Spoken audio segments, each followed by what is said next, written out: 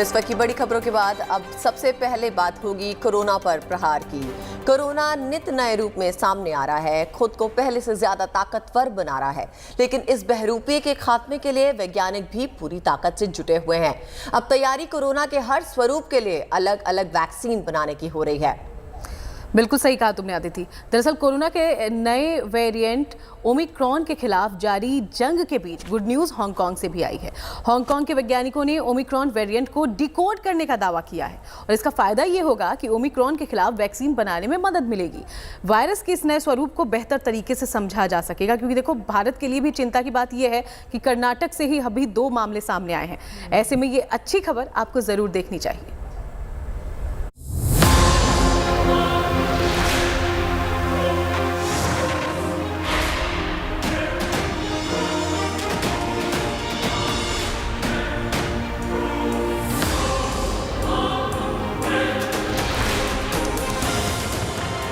घबराना नहीं, लड़ना है। ओमिक्रॉन हो या कोई और वेरिएंट, अब डटकर मुकाबला करना है।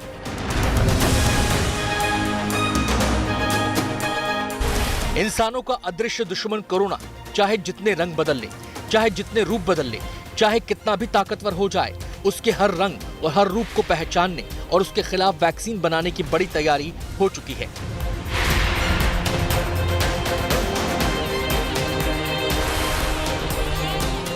बदलते वक्त के साथ कोरोना के नए नए वेरिएंट सामने आ रहे हैं, तो दुनिया की बड़ी बड़ी दवा कंपनियां भी इन वेरिएंट्स के खिलाफ अलग अलग वैक्सीन बनाने की दिशा में कदम बढ़ा चुकी हैं।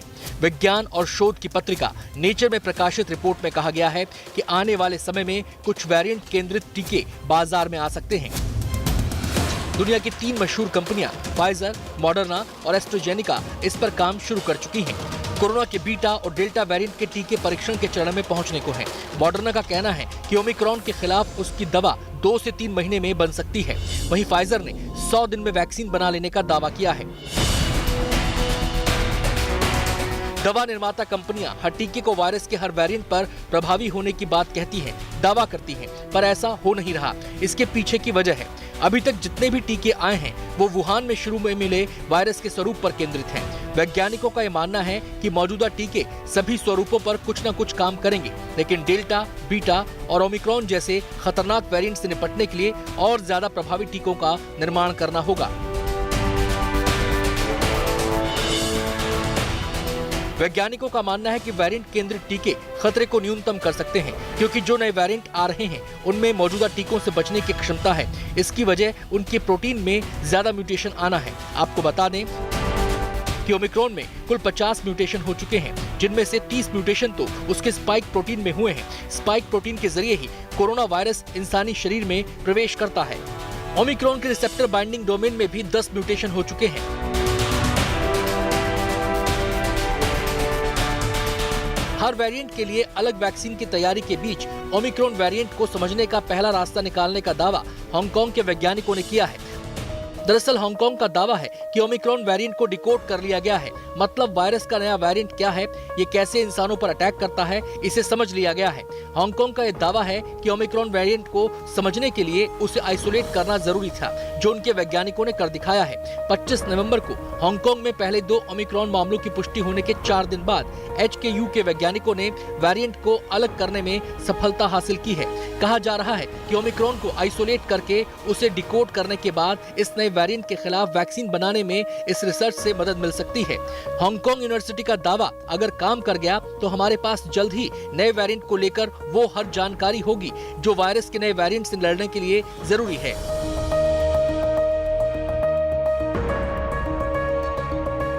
ओमिक्रॉन ने भले ही दुनिया के सामने नई चुनौती पेश की है, लेकिन पूरे विश्व में इस चैलेंज का सामना करने की तैयारी भी शुरू हो चुकी है। चाहे टीके की बात हो या फिर ओमिक्रॉन को डिकोड करना, हर स्तर पर काम चल रहा है। उम्मीद यही है कि इस जंग में जीत हमारी ही होगी। Bureau report, good news today.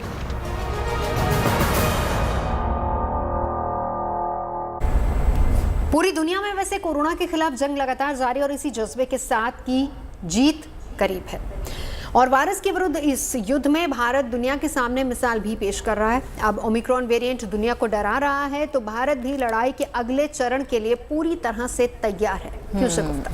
देखिए, कोरोना के नए वेरिएंट के लिए भारत ने अपना चक्रव्यूह पूरी तरह से तैयार कर लिया है। पहली कोशिश तो यही है भारत की कि इस नए वेरिएंट को आने से पूरी तरह से रोक दिया जाए। इसके लिए सरकार ने एयरपोर्ट से लेकर रेलवे स्टेशन तक पहरा कड़ा कर दिया है और दूसरी तरफ कोरोना से जुड़े स्वास्थ्य ढांचे को मजबूत किया जा रहा है और तेज़ी से टीकाकरण पर भी जोर पहले की तरह दिया जा रहा है।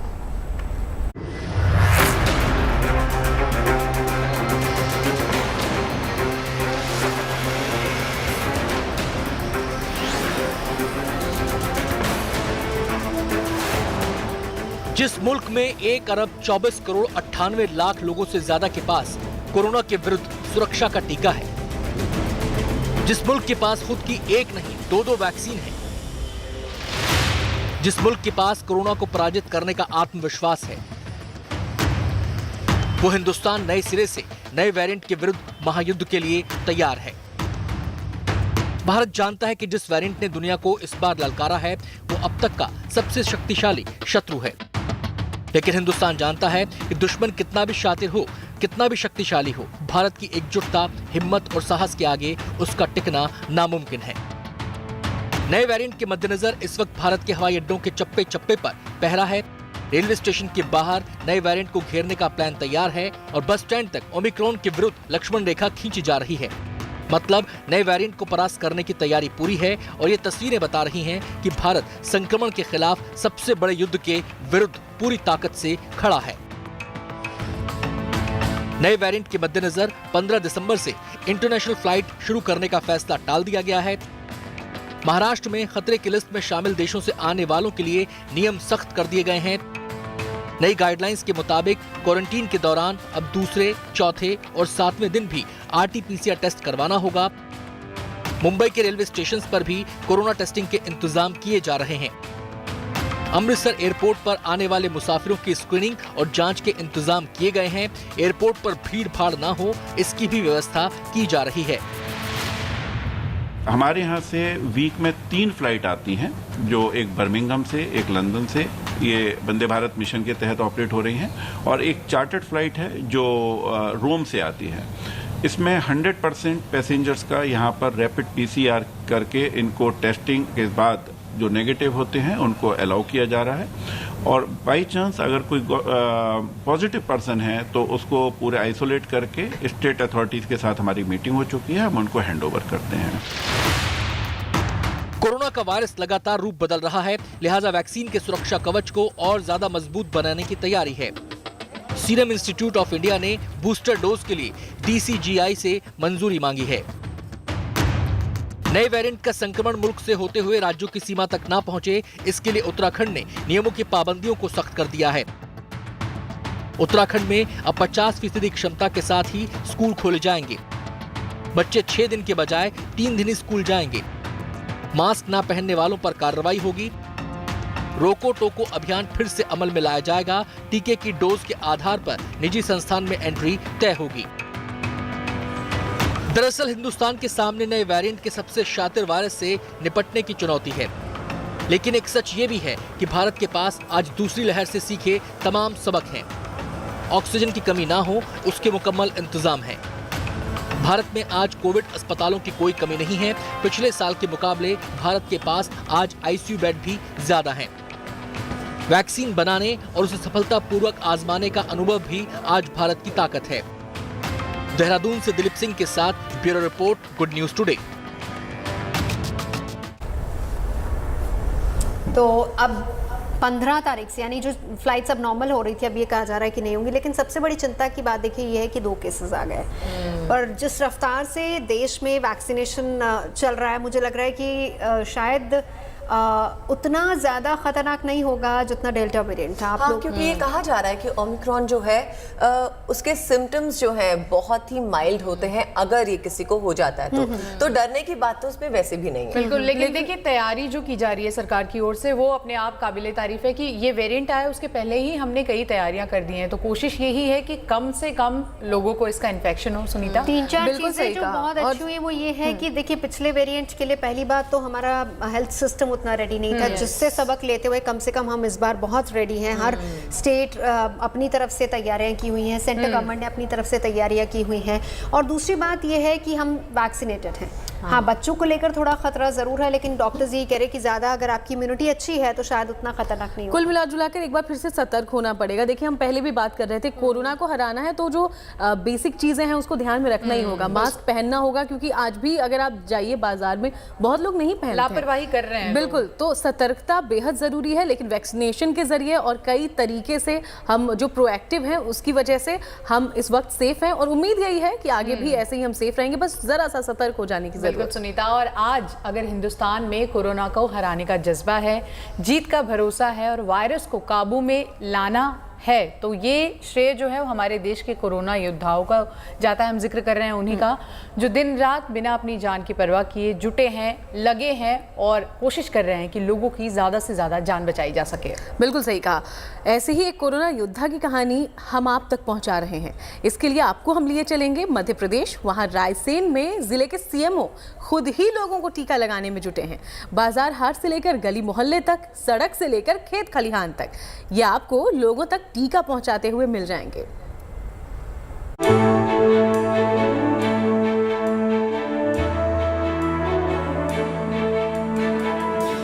हाट हो, बाजार हो, दर हो, दुकान हो, खेत हो, खलिहान हो, जो जहां मौजूद है उसे वहीं टीका लग रहा है। लोग टीकाकरण केंद्रों तक पहुंचे ना पहुंचे, टीका सब तक पहुंच रहा है। तस्वीरें मध्य प्रदेश के रायसेन की हैं। टीकाकरण की रफ्तार को बूस्टर डोज देने के लिए यहाँ के चीफ मेडिकल ऑफिसर खुद ही मैदान में कूद पड़े हैं। टीके वाला बक्सा लेकर गली मोहल्लों और हाट बाजारों के चक्कर लगा रहे हैं। जिसने अब तक टीका नहीं लगवाया है उसे लगा रहे हैं। किसी ने टीका लगवाया नहीं, इस पर पूछताछ भी शुरू कर देते हैं।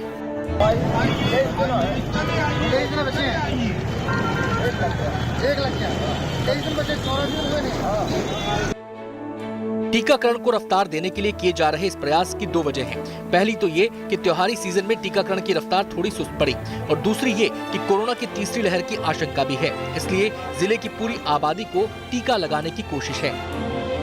महा वैक्सीनेशन अभियान दूसरे डोज के लिए चल रहा है, और हमारे जो हितग्राही हैं उनको हम वैक्सीनेशन कर रहे हैं। हमारा पूरा स्टाफ लगा हुआ है, पूरा प्रशासन लगा हुआ है, हमारे कलेक्टर महोदय और हमारे पूरे अन्य विभागों के सभी अधिकारी पूरी तरह से मुस्तैद हैं। आज मैंने खुद देखा कि कई जगह कुछ जो रोड साइड में लोग मिल जाते हैं, क्योंकि मैं भी लगा सकता हूं, तो आज मैंने खुद ही लगाना चालू कर दिया। वैक्सीन कोरोना के लिए मारक मंत्र है। महामारी को धूल चटाने वाला सबसे पक्का दांव है, लेकिन ये मंत्र और दांव सिद्ध तभी होंगे जब टीका सबको लगेगा, और हिंदुस्तान स्वस्थ तभी रहेगा जब इसके लिए सब कोशिश करेंगे। Rajesh Rajak, good news today, Raisen.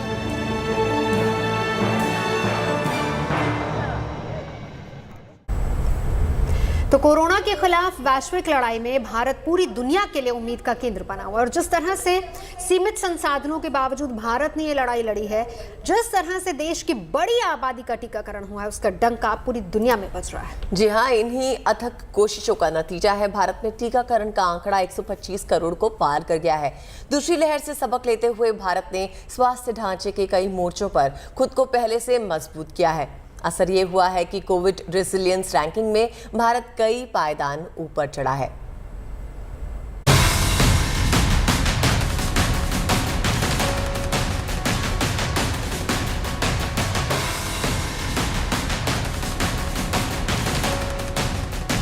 Covid से लड़ने की भारत की कोशिशों को अब पूरी दुनिया में पहचान मिल रही है। ब्लूमबर्ग की कोविड रेजिलियंस रैंकिंग में भारत अब 26वें स्थान पर है। पिछले साल के मुकाबले भारत की रैंकिंग में सुधार आया। भारत ने इस बार रैंकिंग में 19 पायदान की छलांग लगाई है। इसका मतलब यह है कि पिछले साल के मुकाबले भारत में हालात काफी बेहतर हैं। दरअसल कोरोना की दूसरी लहर के बाद काफी तेजी से बदलाव आए, जिसके कारण रेजिलियंस रैंकिंग में भारत की स्थिति सुधरी। इसकी कई खास वजह हैं। सबसे अहम बात तो यह है कि देश में कोरोना संक्रमण में काफी कमी आई है। नवंबर में देश में कोरोना संक्रमण दर हर 1 लाख पर सिर्फ 23 थी। वहीं कोरोना से बचाव के लिए टीकाकरण की रफ्तार भी तेज हुई। कोरोना संकट के बाद देश की अर्थव्यवस्था तेजी से पटरी पर लौटी। साथ ही नवंबर तक हवाई उड़ानों में भी काफी बढ़ोतरी हुई। मतलब साफ है कि लोग बेफिक्र होकर भारत आ सकते हैं और यहां रह सकते हैं। रेजिलियंस रैंकिंग 53 देशों के सर्वे के बाद इस आधार पर तय की गई है कि कौन सा देश कितने असरदार तरीके से कोरोना पर काबू पाने में कामयाब हुआ और महामारी की वजह से वहां सामाजिक और आर्थिक गतिविधियां किस हद तक प्रभावित हुई। इस मायने में विशाल आबादी वाले देश भारत ने दूसरी लहर के बाद पैदा स्थिति को जिस कुशलता से संभाला, वो न सिर्फ बेहतर भविष्य की उम्मीद जगाती है, बल्कि दूसरे देशों के लिए भी मिसाल है। Bureau report, good news today. वैसे देखिए कि जिस हिसाब से हमारे देश में वैक्सीनेशन का कार्यक्रम चल रहा है, मुझे लग रहा है कि उससे बहुत फायदा होगा। तीसरी लहर आने से पहले हम काफ़ी हद तक जंग जीतने के करीब होंगे। और जिन लोगों ने नहीं दूसरा डोज लिया, वो प्लीज़ जाकर पहले अपना दूसरा डोज लीजिए। देखिए, जो मेहनत है और जो पार्टिसिपेशन है, अब वो पर्सनल लेवल पे आ गई है। अभी अभी हमने देखा कि लोग गांव-गांव जाकर खुद जो वैक्सीनेट कर रहे हैं। आई मीन वो काबिल तारीफ है। लेकिन आई थिंक जो हेल्थ ऑफिशियल्स हैं उनके लिए अभी भी मुश्किलें कम नहीं हुई हैं। कर्नाटका से भी हमने देखा था, तस्वीरें आई थी कि जब कोरोना का जो वैक्सीन लगाने जाते हैं तो लोग कभी घर की छतों पे चढ़ जाते हैं या घर में छिप जाते हैं, पर हेल्थ ऑफिशियल्स ये मेक श्योर कर रहे हैं कि कम से कम वैक्सीनेट होना चाहिए। आई कल थिंक आपने देखा होगा शगुफ्ता कि दूर दराज के इलाकों में, आपको याद है कि कुछ दिन पहले हम ही ने चाय पर चर्चा में स्टोरी चलाई थी कि ड्रोन से वैक्सीनेशन पहुंचाई जा रही है। ऐसे दूर दराज के जितने इलाके, देखिए अगर हमारा हेल्थ सिस्टम, हमारे स्वास्थ्य कर्मी अगर इतना जोखिम लेकर आप तक पहुंच रहे हैं, तो मुझे लगता है कि थोड़ी जिम्मेदारी आपकी भी बनती है। इवन आशा वर्कर्स की भी कहानियां हमने दिखाई है कि कैसे छोटे छोटे जगहों पर जाकर वो वैक्सीनेट कर रही हैं लोगों को। शगुफ्ता, आई थिंक घूम फिर कर देखिए बात आती है कॉन्शियसनेस की, आप कितने कॉन्शियस है, कितने जागरूक हैं इस पूरी चीज़ को लेकर। अब देखिए, ये गुड न्यूज़ की बात हो गई, एक और गुड न्यूज़ देते हैं। वो है उन घर खरीदारों के लिए जो नोएडा में फ्लैट तो खरीद चुके हैं लेकिन रजिस्ट्री का इंतजार कर रहे हैं। उनके लिए अच्छी खबर ये है कि रजिस्ट्री अब सुपर एरिया पर नहीं बल्कि कारपेट एरिया पर होगी। यानी नोएडा प्राधिकरण ने इस बारे में आदेश जारी कर दिया। आदेश क्या है, क्या कहता है शिवांगी? बिल्कुल शगुफ्ता, माना जा रहा है कि प्राधिकरण के इस ऑर्डर से फ्लैट बायर्स को कई फायदे हो सकते हैं। बायर्स को क्या फायदा होगा, कैसे ये लड़ाई शुरू हुई और कैसे अंजाम तक पहुंची, हर सवाल का जवाब देखिए इस रिपोर्ट में।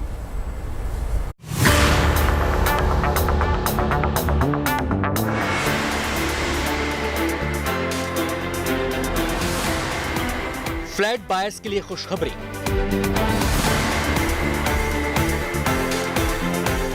कम हो सकता है रजिस्ट्री का खर्चा। नोएडा प्राधिकरण का बड़ा आदेश। नोएडा में फ्लैट खरीदने वालों को नए साल से पहले बड़ी सौगात मिली है। अब तक नोएडा में फ्लैट की रजिस्ट्री सुपर एरिया पर होती रही है, लेकिन अब ऐसा नहीं होगा। नोएडा प्राधिकरण ने इसे लेकर आदेश जारी कर दिया है। आदेश के तहत अब फ्लैट की रजिस्ट्री सुपर एरिया के बजाय कारपेट एरिया पर होगी। यह आदेश फ्लैट बायर्स के लिए बहुत बड़ी राहत है। अब जरा इस आदेश के फायदे समझिए।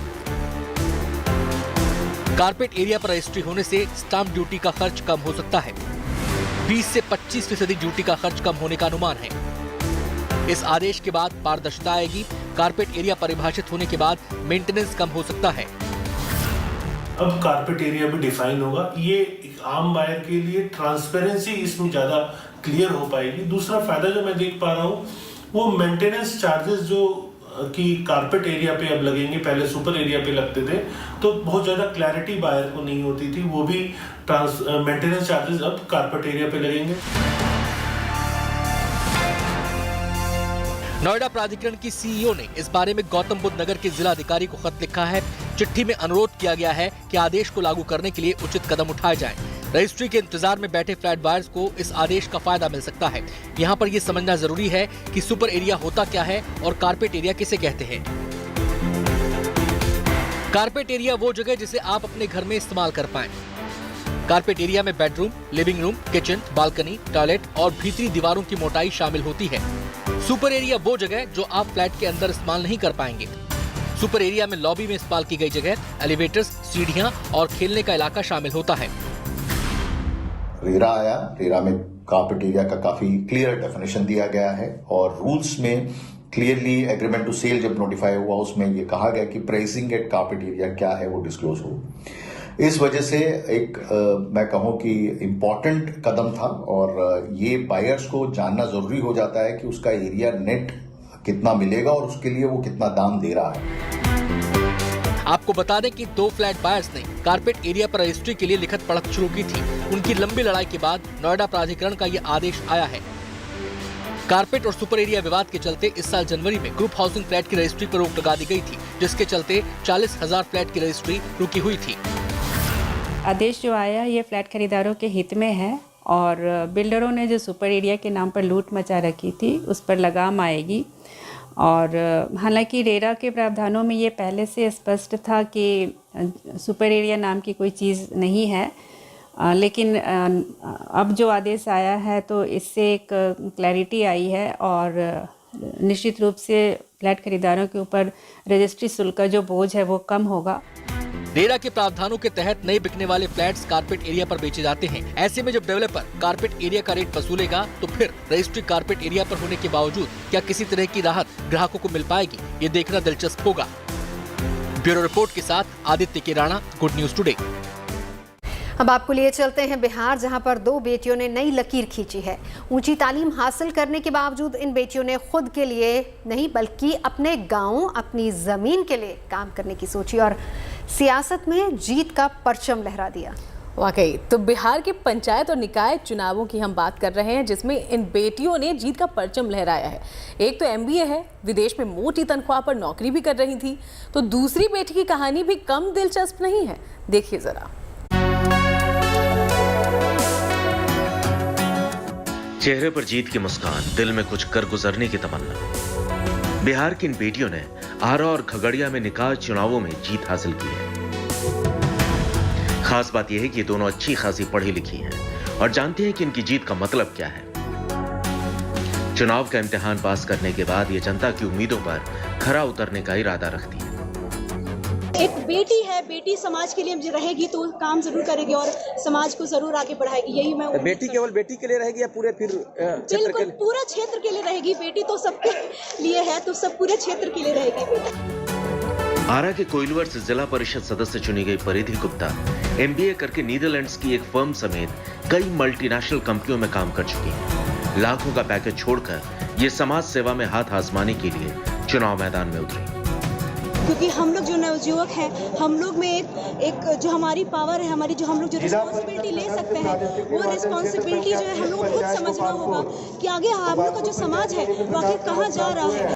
खगड़िया के मेघोना पंचायत चुनाव में मुखिया चुनी गई 22 साल की आकांक्षा फिजिक्स में ग्रेजुएशन के बाद दिल्ली में BPSC की तैयारी कर रही थी। आकांक्षा के पिता मुखिया थे, उनकी बदमाशों ने हत्या कर दी तो आकांक्षा खुद चुनाव में उतर गई। मैंने कहा कि जो भी अधूरी काम है, जो मैंने देखा, जो मेरी नज़रों में है, उनको आगे लेकर जाऊंगी। चाहे वो अपराधियों के खिलाफ आवाज़ को लेकर जाना हो, और चाहे वो स्वास्थ्य के लिए हो, और चाहे वो और भी जो भी ग्रामीण जो भी होती है, जो भी आम लोगों की डेवलपमेंट की शिक्षा, स्वास्थ्य जो भी है, उन लोगों को, उन सबों को आगे लेकर जाऊंगी। युवा चेहरे के चुनाव लड़ने के पीछे सियासी विरासत भले ही एक वजह, लेकिन इनकी सोच और समझदारी से समाज में बदलाव की उम्मीद भी जग गई है। आरा से सोनू सिंह के साथ खगड़िया से स्वतंत्र Kumar Singh, good news today. कमाल की बात है, वैसे ऐसा जज्बा होना चाहिए, है ना। मुझे लगता है कि हिंदुस्तान में इतना टैलेंट है, और अगर हिंदुस्तान का टैलेंट हिंदुस्तान में रह जाए तो सोचिए कि वापस से हम सोने की चिड़िया बन सकते हैं। बिल्कुल। और बेटियों का यहाँ पर जिक्र हो रहा है तो ये तमाम बेटियां आप देख लीजिए। और साथ ही हमेशा कहते हैं कि बेटी बढ़ाओ, बेटी पढ़ाओ, बेटी को आगे बढ़ाओ, तो अब तस्वीरें बदल रही हैं, क्योंकि जब बेटी को आगे बढ़ाया जाता है तो बेटियां कुछ ऐसा ही काम कर जाती हैं। मुझे इस पूरी कहानी में सबसे अच्छी चीज ये लगी है कि हमारे देश को कम से कम एक पढ़े लिखे नेता मिल रहे हैं जो इतने एजुकेटेड हैं, जो कम से कम लोगों की मजबूरियों को, जरूरतों को समझेंगे और उनके हिसाब से काम करेंगे। और सोने पर सुहागा ये कि वो एक महिला है। बिल्कुल। चलिए अब आपको हरियाणा लिए चलते हैं। कुछ अलग करने की चाहत में 2 युवकों ने यहाँ वो कर दिखाया जिसके बारे में किसी ने कभी सोचा भी नहीं था। ऐसा क्या कर दिया इन युवकों में, ये आपको बताएंगी शिवांगी। बिल्कुल अदिति, हरियाणा में केसर की खेती सुनते ही हैरानी होती है, क्योंकि केसर की खेती के लिए तो कश्मीर मशहूर है, लेकिन इन युवा किसानों ने अपनी मेहनत और सोच के दम पर हरियाणा में भी केसर के फूल उगा दिए हैं। अब इनके चर्चे पूरे राज्य में हो रहे हैं।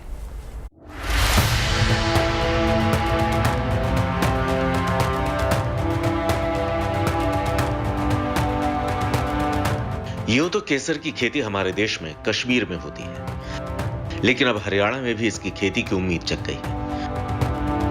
हिसार के 2 युवा किसानों ने सिर्फ 10 गज के कमरे में केसर की खेती करके कमाल कर दिया है। इस विधि का नाम एरोफोनिक मेथड है। इस विधि में हम मिस्ट और टेम्परेचर और सनलाइट की मदद से हम पौधे को इसको केसर को यहाँ ग्रो कर रहे हैं बिना मिट्टी के, प्योर ऑर्गेनिक तरीके से। बताया जाता है कि ईरान, अफगानिस्तान और चीन के कुछ हिस्सों में इस तरह कमरे में केसर की खेती की जाती है। इन युवा किसानों ने इंटरनेट से जानकारी हासिल करके अपने घर में केसर उपजाने का प्रयास किया और इनकी मेहनत अब रंग लाई है। इसकी लागत की बात करें तो आप लागत आ जाएगी इसकी 5 से 7 लाख रुपए, और इसके अंदर ह्यूमिडिफायर, चिलर और एसी लगाया हुआ हमने जिससे इसको न्यूट्रिशन मिलता रहता है। सिर्फ हम चिलर को सेट करते हैं अपने को, ह्यूमिडिफायर देते हैं, 95% हुमस रहती है कमरे में, जिसके थ्रू ये सारे के सारे न्यूट्रिशन लेते हैं। इसमें कोई पानी, कोई एक्स्ट्रा मतलब कि पेस्टिसाइड कुछ भी यूज़ नहीं होता सर। इस तरह से केसर की खेती कुछ महंगी जरूर है, लेकिन पैसा लगाने पर अगर मुनाफा बेहतरीन हो तो भला कौन इसका फायदा नहीं उठाना चाहेगा। घर में केसर की एक खेती आम किसानों के लिए खेती में नई उम्मीद जगाने वाली है। Praveen Kumar, Hisar, good news today. देखिए, अब ऐसी खबर दिखाती हूँ जिसको देखकर ना इन तमाम लड़कियों और आपके मुंह में पानी आ जाएगा। और अगर आप मीठा खाने के शौकीन हैं तो फिर तो ये खबर आपके काम की है, और भी ज़रूरी हो जाती है जानना। और सुनीता बताएगी कि क्या है ये। दरअसल बिहार से ही है ये खबर, जहां बक्सर जिले की एक खास तरह की मिठाई ने दशकों से स्वाद के शौकीनों को अपना मुरीद बनाया हुआ है।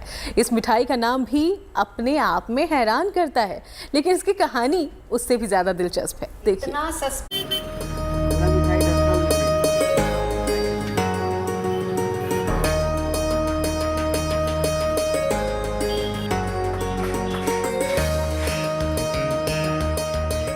छोटी सी दुकान लेकिन पकवान ऐसा जिसकी सबसे अलग पहचान है। इस दुकान में बनती और बिकती है वो मिठाई जिसकी शोहरत दूर दूर तक है।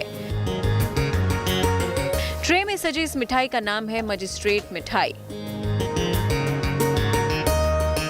बक्सर के सरिंजा में स्टेट हाईवे पर छोटी सी दुकान में केदार गुप्ता ने ये मिठाई 80 के दशक में बनाकर बेचनी शुरू की थी। स्वाद लोगों की जुबान पर चढ़ गया तो लोग इसके दीवाने हो गए। फिर पब्लिक ने ही इसे इलाके के सबसे ऊंचे अफसर के ओहदे का नाम दे दिया। जैसे मिठाई बढ़िया शुद्ध चीज बा, मिठाई बा, उसे नाम रखा गया मजिस्ट्रेट। बढ़िया क्वालिटी। हाँ, बढ़िया क्वालिटी के चलते एकर नाम रखा गई। कहते हैं सब्र का फल मीठा होता है, तो इस मिठाई को बनाने के लिए लकड़ी की धीमी आंच पर भैंस के दूध को घंटों उबालना और पकाना पड़ता है।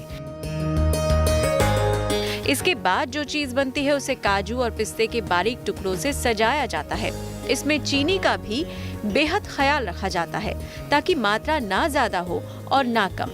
फिर बनकर तैयार होती है मजिस्ट्रेट मिठाई। हाईवे से गुजरने वाले तमाम लोग इस मिठाई का स्वाद लेना और परिजनों के लिए इसे पैक करवाना नहीं भूलते। सब चर्चित है एकदम। रिश्तेदार में तो सब फोन करते हैं कि अगर कोई आइएगा तो मेरे लिए 1 किलो मस्टर्ड लेकर आइएगा, हम पैसा उसको अलग से भले ही दे देंगे, ऐसा डिमांड करते हैं वहाँ पे लोग। शुद्ध मीठा है, से बढ़िया लगेला, घी भी निकलेला एकरा में, हर एक चीज निकलेला, में कोनो मिलावट नहीं है, कोनो चीज शुद्ध रहेला, शुद्ध एकदम प्योर दूध है। कहा जाता है कि मजिस्ट्रेट मिठाई बनाने की कला केवल सरिंजा के गुप्ता परिवार को ही आती है। शायद यही वजह है कि अभी तक किसी और हलवाई को इसे बनाने का हुनर नहीं आया। गुप्ता परिवार भी अपने छोटे से कारोबार से खुश है, इसीलिए इस मिठाई का दायरा और बढ़ नहीं सका। लेकिन बक्सर से पटना तक इस अनोखी मिठाई की इतनी मांग है जिसे रोज पूरा कर पाना भी मुश्किल होता है। Pushpendra, Buxar, good news today. चलिए अब आपको ले लिए चलते हैं जहां बन रहे एयरपोर्ट को लेकर आई है एक अच्छी खबर, गुड न्यूज़। और केंद्र सरकार ने इसके डिजाइन में बदलाव पर मंथन शुरू कर दिया ताकि इसे कार्बन न्यूट्रल बनाया जा सके और लद्दाख की खूबसूरत आबो हवा को नुकसान ना पहुंचे। जी हाँ, इस सिलसिले में पीएमओ की एक टीम ने लेह का दौरा किया और निर्माण कार्यों का जायजा लिया। एयरपोर्ट को डिजाइन में लेकर 4 घंटों तक मंथन किया गया है।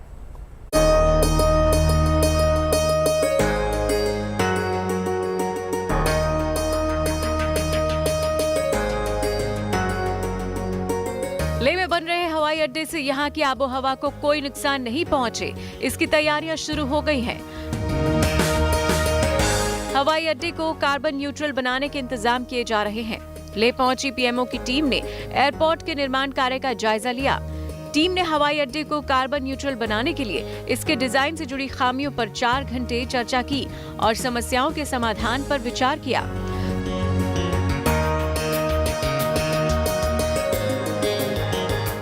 दरअसल लद्दाख के इंजीनियर और समाज सेवी सोनम वांगचुक ने केंद्र से इस हवाई अड्डे को कार्बन न्यूट्रल बनाने की मांग की थी। लेह में जो नया एयरपोर्ट बन रहा है वो किसी पुराने डिज़ाइन पर था, जो कि बैड न्यूज़ था कि कार्बन इंटेंसिव था, उसमें से लाखों टन कार्बन डाइऑक्साइड एमिट होते। तो अब जो सरकार ने इस पर ध्यान दी है और इसे बदलने के लिए वो तैयार हैं, तो ये गुड न्यूज़ है। वांगचुक ने सुझाव दिया था कि डिजाइन में कुछ बदलाव कर एयरपोर्ट में सौर ऊर्जा का इस्तेमाल किया जा सकता है। इससे एयरपोर्ट को गर्म करने के लिए डीजल जनरेटर और बॉयलर की जरूरत नहीं पड़ेगी।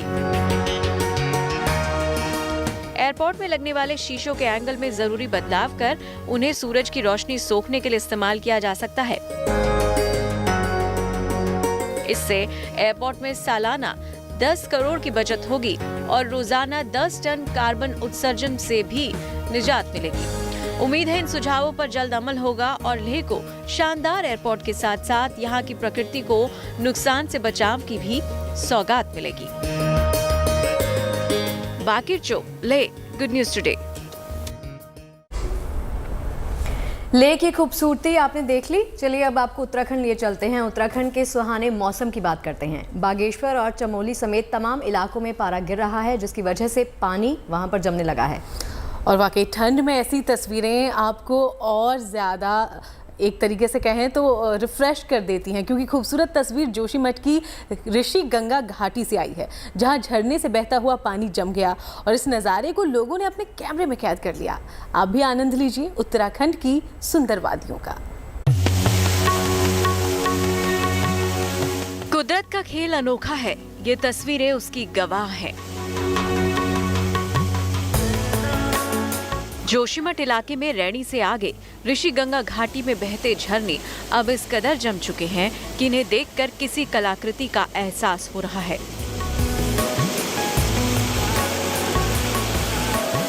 हालांकि बीच में पानी भी बह रहा है, लेकिन किनारों पर जमी बर्फ के कारण झरने की खूबसूरत आकृति बेहद आकर्षक हो गई है।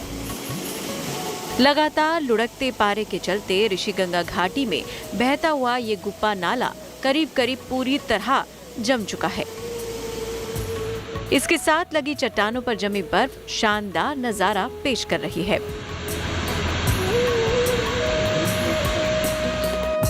पूरे उत्तराखंड में इस बार सर्दी शुरू होने के साथ ही माहौल सुहावना हो गया है।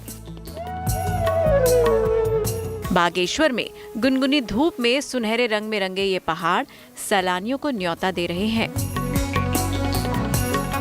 पारा लगातार लुढ़क रहा है और इसी के साथ पहाड़ों की खूबसूरती भी बढ़ती जा रही है।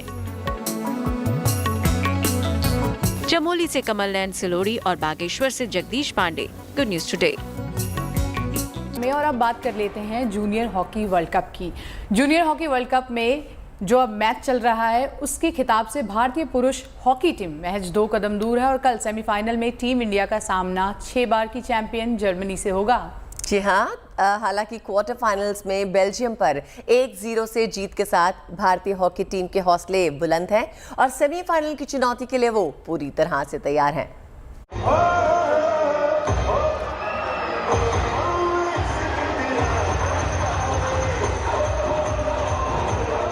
दर्शकों की तालियां बटोरने की, तारीफ पाने की ललक देखी। बेशक यूरोप की नंबर 1 टीम पर यह जीत हौसला बढ़ाने वाली है, उम्मीदें बढ़ाने वाली है। जूनियर हॉकी वर्ल्ड कप में बेल्जियम को 1-0 से मात देकर भारतीय हॉकी टीम ने खिताब की तरफ कदम बढ़ा दिए हैं। सेमीफाइनल में कल भारतीय टीम का सामना जर्मनी से होगा। कप्तान विवेक सागर को भरोसा है कि उनकी टीम धाकड़ जर्मनी की डिफेंस लाइन भेदने में कामयाब होगी और खिताबी मुकाबले के लिए दावेदारी पेश करेगी। यही रहेगा, जर्मनी इन्होंने डिफेंस में बहुत अच्छी टीम है, सीनियर भी और जूनियर भी। सो हम लोग यही करेंगे अर्ली गोल निकालें और एक साथ एक दूसरे की हेल्प करके खेलेंगे, जरूर जीतेंगे।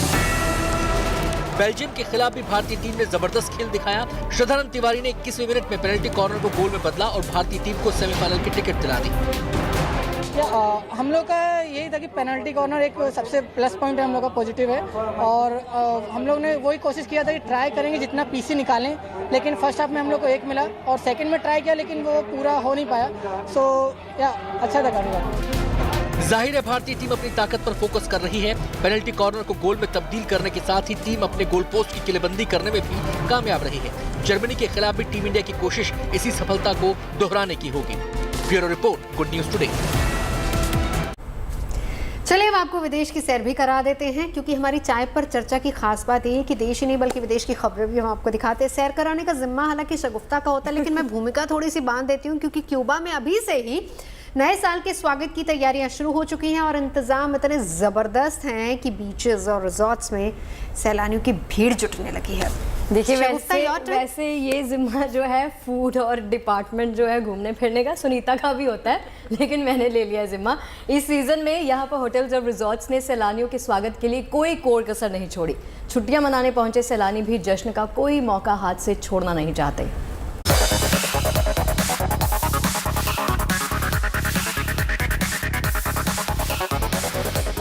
ये क्यूबा के ग्रान मूथू रेनबो होटल का नजारा है, जहां चल रही है फॉर्म पार्टी। नए साल की दस्तक को देखते हुए यहां अभी से कई खास इवेंट्स आयोजित किए जा रहे हैं, जिनका सैलानी जमकर लुत्फ उठा रहे हैं।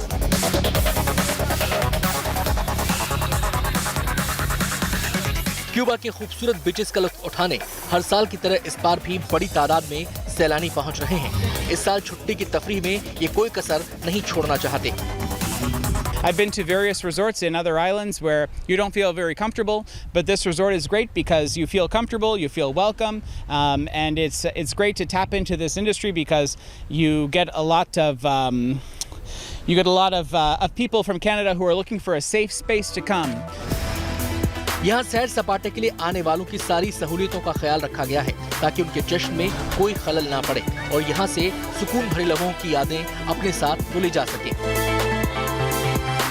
पिछले 2 साल में यहाँ टूरिज्म इंडस्ट्री पर काफी बुरा असर पड़ा था, लेकिन इस बार यहाँ के रिजॉर्ट और होटल्स को खास तौर पर तैयार किया गया है। सैलानियों को रिझाने के लिए कई स्पेशल इवेंट्स भी आयोजित किए जा रहे हैं। जिस तरह पर्यटकों की भीड़ इन रिजॉर्ट्स में उमड़ रही है, उम्मीद ये है कि साल जाते जाते बम्पर कमाई की सौगात देकर जाएगी। Bureau report, good news today.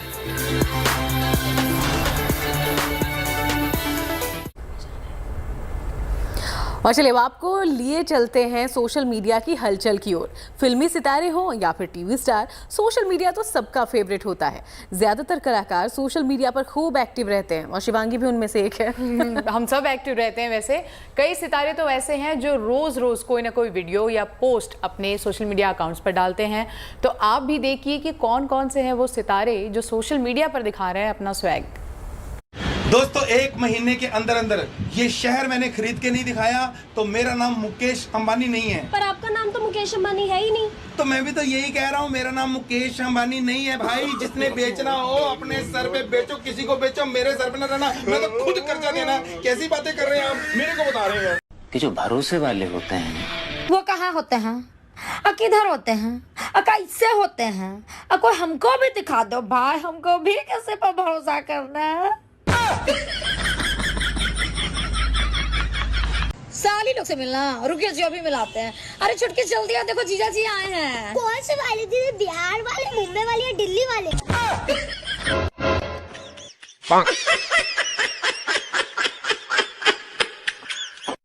अच्छी लग रही हूँ ना मैं? ऑफ कोर्स, लहंगा देखा है मेरा? शर्माऊं क्या?